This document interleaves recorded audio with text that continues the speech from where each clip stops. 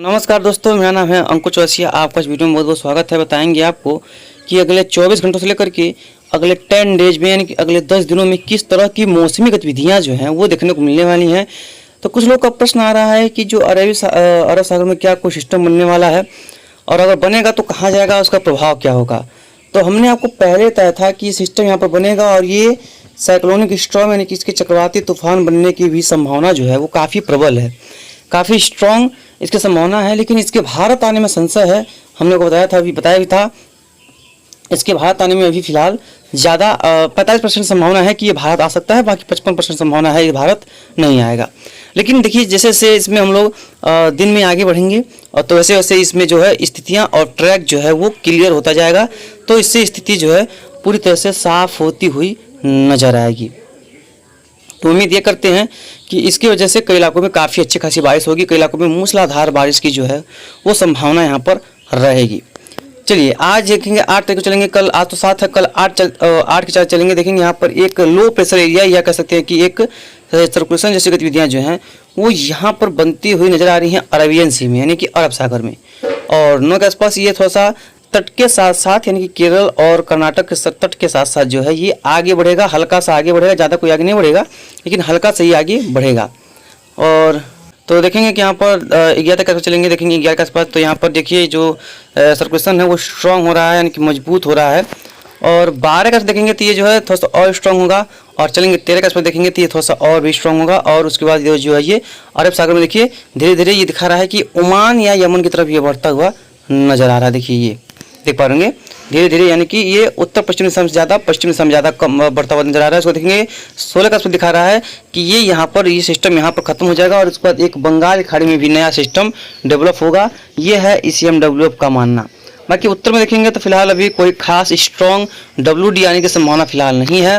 Monsoon की वापसी यहाँ तक लगभग सिमट चुकी है, जल्द ही पूरे देश से भी मानसून की विदाई हो जाएगी। 15 अक्टूबर तक देश के अधिकांश जो इलाकों से यानी कि अधिकांश हिस्सों से जो मानसून है वो विदाई ले लेगा, उसकी जो वापसी है वो हो जाएगी। तो कोई खास अब बदलाव देखने को नहीं मिलेगा। और वैसे भी अब अक्टूबर का महीना चल रहा है और आज लगभग अक्टूबर के 7 दिन निकल चुके हैं।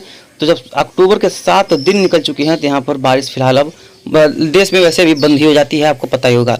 अभी बाकी मॉडल से भी बात करेंगे, जेफएच, उसके बाद उनका जो बड़े बड़े मेन मॉडल्स होते हैं उसके बारे में अपडेट देंगे आपको। लेकिन यही है कि हवाओं का पैटर्न अब यहाँ पर सेट होना शुरू हो जाएगा, जिसकी वजह से पश्चिमी हवाएं लगातार बहना शुरू हो जाएंगी और मौसम जो है वो लगभग क्लियर और शुष्क हो जाएगा। मानसून की वापसी यहाँ पर लगभग कई इलाकों से हो जाने की प्रबल संभावना दिखाई पड़ रही है। बात करेंगे GFS मॉडल्स की, तो देखेंगे ये दिखा रहा है कि 8 तारीख पर देखेंगे तो अरेबियन सी में सिस्टम बन जाएगा, सर्कुलेशन बने या स्ट्रॉन्ग होकर के लो प्रेशर एरिया बन सकता है। और चलेंगे 9 तारीख के आसपास तो ये देखिए स्ट्रॉन्ग होकर के यहाँ पर 9 तारीख के आसपास तो यहाँ पर एक कम दबाव का क्षेत्र बनने की संभावना दिखाई पड़ रही है। 10 के आसपास देखिए स्ट्रॉन्ग होगा, 11 के आसपास देखेंगे तो ये ज़्यादा और ज़्यादा स्ट्रॉन्ग होगा। वहीं एक सिस्टम यहाँ पर है, एक सिस्टम यहाँ पर है, यानी कि एक अरेबियन सी में तो एक बंगाल खाड़ी में। वहीं देखेंगे ये सिस्टम जो है अभी निकल रहा है ये ओमान यमन की तरफ, और ये जो है तमिलनाडु की कोस्ट को सिस्टम जो है वो पार कर रहा है। इसमें देख पाएंगे 13 का आसपास देखेंगे तो ये दोनों सिस्टम आपस में लगाया कि ये दोनों सिस्टम जो है ये सिस्टम यहाँ पर तट को पार नहीं करेगा, उसके बाद कमजोर हो जाएगा। लेकिन यहाँ पर जो बे ऑफ बंगाल का सिस्टम है देखिए स्ट्रॉन्ग होकर के एक डिप्रेशन की कैटेगरी से लेकर के एक तूफान की कैटेगरी तक पहुँच सकता है। 15 पर देखेंगे ये काफ़ी स्ट्रॉन्ग हो चुका है, यानी कि ये तूफान बन चुका है, चक्रवाती तूफान इसे कह सकते हैं। देखिए इसका जो अगर हवा की रफ्तार देखेंगे इसमें देखिए 104 किलोमीटर प्रति घंटे की रफ्तार से इसमें जो है हवाएं चल रही हैं, यानी कि ये जो है तूफान में तब्दील हो चुका है ये डिप्रेशन जो जेफएस के अगर माने तो। और चलेंगे 16 पर देखेंगे काफ़ी स्ट्रॉन्ग हो चुका है और इसमें हवा की रफ्तार लगभग जो है हम दिखा दें आपको 150 किलोमीटर प्रति घंटे की हो गई है। गुजरात से लेकर के पूरे क्षेत्र में काफ़ी खतरा है इस तूफान से। अगर तूफान बनता है तो ये जो है काफ़ी ज़्यादा डैमेजिंग तूफान होने वाला है, क्योंकि ये 150-200 किलोमीटर प्रति घंटे की रफ्तार से जो है अरब सागर में पहला सिस्टम जो है तूफान के रूप में उभरता हुआ नज़र आ रहा है, जो कि एक खतरे की घंटी है। अगर गुजरात के तट को पार करता है तो ये जो है एक रिस्की भरा सिस्टम हो सकता है। क्लाउड की अगर बात करें, बादलों की पिक्चर की अगर बात करें तो देखेंगे तमिलनाडु से लेकर के पूरा अरेबियन सी में काफ़ी स्ट्रॉन्ग क्लाउड्स का जो पैच है वो बना हुआ है यहाँ, क्योंकि यहाँ पर एक के बाद एक सर्कुलेशन और एक के बाद एक यहाँ पर लो प्रेशर एरिया बनने वाले हैं, जिसकी वजह से यहाँ पर मूसलाधार बारिश कई इलाकों में देखने को मिलेगी। अभी मेंस मॉडल्स में बड़े बड़े जो मॉडल्स हैं उसके बारे में भी बात करेंगे कि वो क्या दर्शा रहे हैं, कहाँ पर कितनी वर्षा बता रहे हैं। और देखिए यहाँ पर तट के आसपास भी, यानी कि यहाँ पर कितने, जब मानसून आता है तो देखिए इसी तरह के बादल जो है वो बनते हैं, जमावड़ा बादलों का बनता है और कई इलाकों में मूसलाधार बारिश होती है। जब मानसून लौट रहा है तब भी यहाँ पर देखिए उसी तरह की बारिश हो रही है, किसी भी तरह की बारिश में कमी देखने को फिलहाल नहीं मिली है।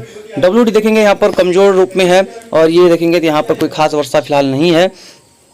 लेकिन पूर्वी और पूर्वोत्तर जो में यहाँ पर भी कोई खास बारिश की संभावना फिलहाल दिखाई नहीं के बराबर ही पड़ रही है, नहीं कि यहाँ पर भी कोई उम्मीदें फिलहाल नहीं है।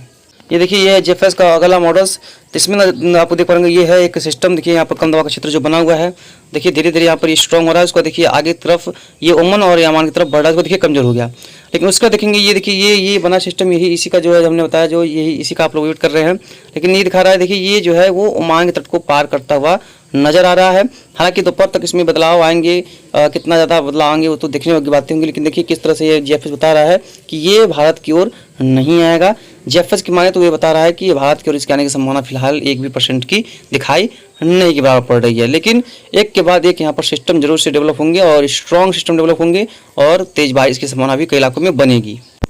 ये देखिए अगला मॉडल्स है, इसमें देखेंगे किस तरह से हवा का जो पैटर्न है वो दिखाई पड़ेगा। इसमें आप देखिए किस तरह से यहाँ पर जो सिस्टम बनेगा। देखिए यहाँ पर अभी फिलहाल कोई सिस्टम बनता दिखाई नहीं पड़ रहा है, लेकिन धीरे धीरे देखिए यहाँ पर ये देखिए यहाँ पर एक लो प्रेशर एरिया बना और देखिए स्ट्रॉन्ग हो रहा है धीरे धीरे और तट के आसपास जो है वो खत्म हो चुका है। यानी कि ये एक मॉडल है वो दिखा रहा है कि किसी कोई भी सिस्टम बनने की संभावना फिलहाल नहीं है। ये देखिए जेफएस का एक और मॉडल, इसमें देखिए आपको जो है मॉइस्चर के हिसाब से समझ में आएगा। देखिए यहाँ पर एक लो प्रेशर एरिया बन चुका है और धीरे धीरे जो है ये देखिए मूव कर रहा है इस तरह से। देखिए यहाँ पर ये देखिए मूव कर रहा है और उसको देखिए ये रहा, उसको देखिए मूव कर रहा है धीरे धीरे, ये ओमान और यमन की तरफ मूव कर रहा है धीरे धीरे करके। उसको देखिए ये बना नया सिस्टम, ये डेवलप हो गया। देखिए कितना स्ट्रॉन्ग है। और देखिए ये जो है ये दिख रहा है कि साइक्लोन बनेगा, यानी कि चक्रवाती तूफान बनेगा। उसको देखिए कितना ज़्यादा स्ट्रॉन्ग हो गया। उसको देखिए ये जो है ये ओमान और यमन की तरफ चला गया, ऐसा इसमें दिखा रहा है। लेकिन हमको नहीं लगता है ये पूरा ओमान या यमन की तरफ जाएगा। मेरे हिसाब से अगर देखें तो कुछ सिंध के इलाके या कुछ जो भारत के इलाके हैं इसका इसमें प्रभाव पड़ेगा और काफ़ी अच्छा खासा इसका जो प्रभाव है वो पड़ेगा। बड़े मॉडल्स में भी इसके देखने का प्रयास करेंगे कल के वीडियो में और समझने का प्रयास करेंगे। लेकिन हमें लगता है इसका जो ट्रैक है कुछ इस तरह से तो दिखा रहा है, लेकिन हमारे हिसाब से ये ट्रैक ज़्यादा रहेगा और ये भी ट्रैक इसका हो सकता है। तो इन तीनों ट्रैक में से कोई भी ट्रैक इसका जो ये फॉलो कर सकता है और तीनों ट्रैक में कहीं भी ये सिस्टम जो है वो मूव करके जा सकता है। तो इसमें कोई दुराय नहीं है और इसमें कोई भी बदलाव कोई खास अब देखने को फिलहाल नहीं मिलेगा। यही ट्रैक होने वाला है और इन तीनों में अगर भारत आता है तो भारत को भी नुकसान होगा, तट के इलाकों को काफ़ी ज़्यादा नुकसान होगा। और ओमान यमन जाता है तो वहाँ पर भी नुकसान होगा, पाकिस्तान के क्षेत्रों में जाता है तो वहाँ पर भी नुकसान होगा ही होगा। साइक्लोन जब आते हैं तो नुकसान तो होना ही होता है, इसमें कोई दुराय नहीं होता है। बाकी जो भी होगा हम आपको लगातार आगे समय समय पे अपडेट करते रहेंगे। मिलते हैं इसके नेक्स्ट वीडियो, तब तक लगातार चैनल पर आप लोग बने रहिएगा। धन्यवाद।